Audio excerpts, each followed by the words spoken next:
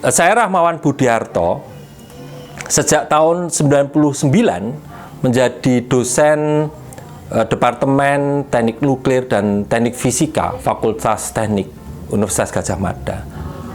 6 bulan sebelum saya diterima dan ditugaskan sebagai dosen di departemen tersebut, saya ditugaskan di Pusat Studi Energi UGM. Jadi sudah sejak tahun 98. Dan dari situ saya ditugaskan banyak diantaranya di energi terbarukan. Dan energi terbarukan mengantarkan saya untuk berkenalan dengan sangat banyak saudara di Pusat Studi Ekonomi Kerakyatan, di mana saya juga bekerja di sana bersama-sama teman, termasuk juga mengampu di Fakultas di Visipol, misalnya mata kuliah Sosiologi Energi, dan Fakultas Ekonomika dan Bisnis UGM, misalnya di sana Ekonomi Energi. Selain itu, saat ini saya diberi tugas sebagai Sekretaris Direktorat di Direktorat Pengabdian kepada Masyarakat UGM.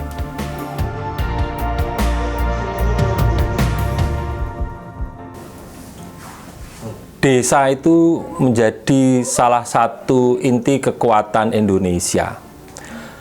Dan salah satu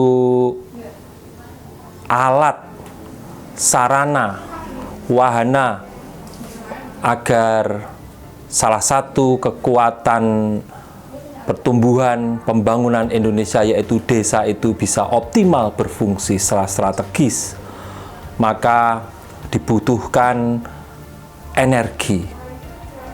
Di dalam pembangunan energi, kita menganut antara lain kerangka trilema energi, yang di sana kita bisa melihat antara lain sistem energi berkelanjutan itu perlu terus dikembangkan. Dalam konteks ini berarti termasuk di desa, dan juga dalam pengembangan itu terkait dengan affordability. Bagaimana energi itu selain berkelanjutan karena dia ramah lingkungan dan sebagainya, itu bisa dijangkau. Dijangkau bisa berarti dari sisi harga misalnya. Alhamdulillah, pembangunan di Indonesia ini menunjukkan tren yang baik dalam konteks energi. Misalnya dari sisi rasio elektrifikasi. Makin banyak rumah tangga di Indonesia, di berbagai pelosok di Indonesia, baik di pedesaan yang di dekat kota maupun di pedesaan yang sangat jauh, di titik-titik terluar Indonesia, itu makin terjangkau oleh listrik. Tentu ketika kita mengatakan listrik, kita tidak bisa membayangkan listrik yang ada di desa, apalagi di desa di titik-titik terjauh, di pulau-pulau terjauh, di perbatasan atau pulau-pulau walaupun itu di tengah Indonesia, tetapi pulau yang terpencil jauh dari daratan, itu tidak bisa kita bayangkan listriknya itu seperti listrik misalnya di kota-kota besar, Jakarta atau Surabaya. Berbeda. Nah, antara lain perbedaan itu adalah pada sifat terpusat atau terdesentralisasinya sistem energi itu. Kalau kita menggabungkan dengan tugas, target dari Indonesia ini kita bersama-sama, yaitu selain rasio elektrifikasi tetapi juga peran energi terbarukan, maka energi terbarukan itu menemukan relevansinya yang makin kuat. Energi terbarukan dengan sifat inherennya, sifat sumber dayanya yang inheren yaitu tersebar, itu sangat menjanjikan untuk diperankan menjadi sumber penggerak atau salah satu sumber penggerak di desa itu. Kita membayangkan akan semakin banyak desa di Indonesia itu memanfaatkan energi terbarukan. Ketika kita mengatakan energi terbarukan, maka ada sekian banyak potensi yang bisa kita realisasikan di sana. Misal, sifat menyebar, sifat terdesentralisasi dari sumber daya atau dari cadangan bahkan energi terbarukan memungkinkan desa-desa itu tidak harus tergantung pada sistem-sistem pembangkit terpusat. Hal itu satu, menimbulkan peluang mengecilkan resiko, karena misalnya kita bayangkan desa di pulau misalnya, dia tidak harus selalu tergantung pada pasok bahan bakar.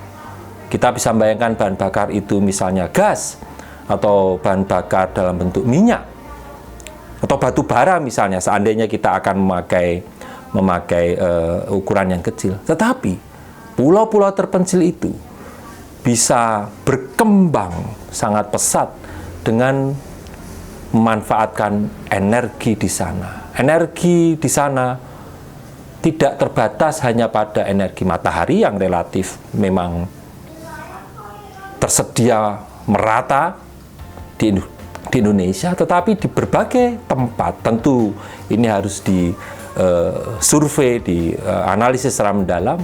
Misalnya juga angin. Misal pula misalnya sungai. Atau bahkan ada sekian banyak pulau di kita yang beruntung bisa mempunyai panas bumi misalnya. Atau bahkan ketika satu pulau atau desa terpencil itu sekaligus dikembangkan sebagai pusat pertumbuhan berbasis ternak misalnya, desa itu mempunyai potensi mengembangkan energi terbarukan berbasis ternak, yaitu biomasa. Kalau kita mengatakan energi, tentu kita bisa membayangkan berbentuk bahan bakar maupun listrik. Nah, resiko ketergantungan itu bisa dikecilkan, dioptimalkan sekecil mungkin. Dan itu berarti untuk pemerintah pusat juga mengurangi beban dari distribusi, logistik untuk mengalirkan, memasok energi itu. Kita bayangkan sistem yang terdesentralisasi, tentu dengan tata kelola yang sehat. Dan kalau kita mengatakan energi terbarukan, seandainya kita sepakat sistem ini akan makin ramah terhadap berbagai mitra, termasuk itu juga pribadi-pribadi, untuk membangkitkan listriknya di dalam asetnya sendiri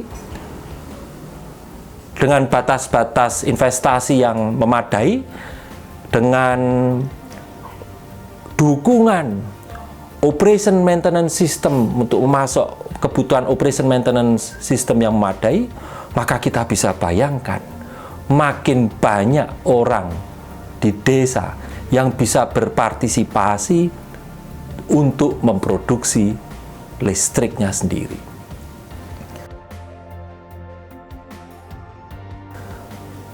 Yang menarik adalah ketika kita mengembangkan sistem energi yang khas untuk masing-masing desa, tentu ketika kita mengatakan kekhasan desa, itu tidak hanya terkait dengan sumber daya fisik energi, tetapi juga tatanan lokal di sana, budaya, kultur, suku yang mempunyai atau menjadi latar belakang pilihan-pilihan teknologi, penempatan teknologi tersendiri, maka itu menarik. Karena misalnya pengelolaan sistem energi desa itu bisa dipercayakan kepada teman-teman para champion di desa itu sendiri. Mereka dengan didahului dengan capacity building yang memadai, sistematis, tidak one shot, tapi tentu berkesinambungan, maka lagi-lagi teman-teman, saudara-saudara kita, champion-champion di desa itu akan mampu mengoperasikan dan memelihara sistem energi yang dibangun di desa itu. Tapi tidak hanya di situ. Kita lihat, karena seandainya kita sepakat di desa-desa itu sistem energi, kalau kita bicarakan sistem energi, kita masuk ke dalam transisi dari fossil based energy system ke renewable energy based system, kita bisa memilih level kerumitan dari teknologi itu, tentu dengan kehandalan teknis yang memadai. Level kerumitan itu bisa disesuaikan pentahapannya dengan kemampuan pribadi dan institusi lokal untuk lagi-lagi operation and maintenance.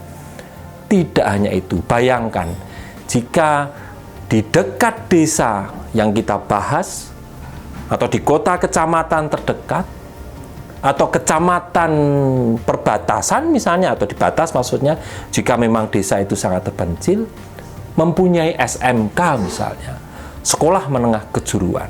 Sekolah menengah kejuruan itu bisa ditingkatkan kapasitinya, tidak hanya sekali lagi hanya operation maintenance, karena bisa dilatih SDM-nya bersama SDM di desa, tapi juga alat-alatnya, laboratorium yang biasanya terbatas atau terfokus untuk pengajaran, tetapi bisa ditingkatkan sebagai unit produksi komponen sistem itu. Kita mungkin akan langsung bilang, wah, fotovoltaik itu impor. Betul, yang besar-besar masih impor. Tetapi kita tengok komponen-komponen selain selnya, inverter misalnya, controller misalnya, atau kerangkanya misalnya, itu tentu merupakan barang, komponen yang sudah sangat bisa, tidak hanya bisa, sangat bisa diproduksi oleh teman-teman kita di lokal. Tidak harus terpusat di kota, tapi di lokal. SMK misalnya, bengkel lokal di desa, para pemuda di desa, dan sebagainya. Dan yang menarik adalah ketika kita membicarakan tentang capacity building SDM lokal desa untuk operation maintenance, bahkan tadi itu produksi atau misalnya operation maintenance, misalnya kita batasi yang sedikit lebih sederhana, kita bisa menyasar, memfokuskan kepada kaum perempuan di sana, atau bahkan disabilitas di sana. Ketika kita bisa capacity building di sana secara sistematik, maka sekaligus kita akan mampu mengelola target-target pemberdayaan perempuan dan pemberdayaan saudara-saudara kita yang di dalam wacana, di dalam banyak tempat kita mengatakan termarginalisasi. Sangat bisa. Artinya kita bisa merengkuh makin banyak dan makin banyak komponen di desa, di lokal itu masuk dalam sistem untuk memperkuat diri mereka sendiri. Dan kita bayangkan sistem energi itu yang bertransisi sekali lagi dari fossil dominated energy system menjadi renewable energy dominated energy system, bertahap tidak bisa langsung. Kita juga bisa menekankan bahwa pemakaian energi itu tidak boleh hanya berfokus pada kebutuhan yang konsumeristik, terbatas hanya untuk rumah tangga. Tetapi, nah disinilah UMKM, usaha-usaha di desa bisa tumbuh. Koperasi, teman-teman kita yang menjahit, teman-teman kita yang menyulam, itu makin bisa, misalnya, bekerja di tengah malam, setelah mereka berladang, dan seterusnya. Karena apa? Karena energinya itu tersedia secara affordable. Karena apa? Sistem energinya itu bisa handal, relatif bebas dari gangguan. Karena apa? Karena SDM lokal didukung misalnya SMK di kecamatan itu mampu mengatasi kebutuhan-kebutuhan operasional, maintenance, dan perbaikan-perbaikan. Disitulah ketika kita membicarakan sistem energi, dalam kerangka SDGs ini, kita tidak hanya bicara tentang SDGs yang energi terbarukan, tetapi juga pertumbuhan ekonomi yang merata sekaligus pemberdayaan wanita, perempuan. Begitulah cerita tentang energi terbarukan yang jika dibangun secara memadai itu bisa menyangkut sekian banyak aspek. Dan disitulah ketika kita bicara tentang energi, ini terkait dengan desa, dan kembali pada kalimat pertama, desa adalah salah satu tumpuan kekuatan Indonesia yang kita cintai ini. Demikianlah uraian singkat, cerita singkat yang mewakili suara hati sebenarnya, bukan hanya ilmu. Suara hati saya, kecintaan saya terhadap desa. Kalau kita melihat desa, teringat di sana kehangatan saudara-saudara kita. Tidak hanya kehangatan, tapi kemampuan luar biasa mereka untuk bareng-bareng bersama kita membangun negeri ini. Dan ketika kita mengatakan desa, maka salah satu yang harus diperkuat di sana adalah pasok energi, sistem energi. Dan ketika kita bicara tentang pasok energi, maka kita tidak boleh sekali-kali hanya berfokuskan pada energi. Membangun energi berarti membangun masyarakat sesuai dengan kultur, budaya, kesukuan, filosofi mereka. Dan bersama-sama dengan pembangunan energi, maka semuanya akan bergerak. UMKM desa, perempuan di desa, kelembagaan di desa akan bergerak bersama-sama. Itu sebabnya, mari kita semangat untuk turun ke desa, walaupun kita hanya di kota, karena tidak ada kesempatan untuk turun ke desa, tapi kita bersemangat turun ke desa, membangun desa di pos kita masing-masing. Karena disitulah masa depan Indonesia ada, terus, dan menguat. Terima kasih.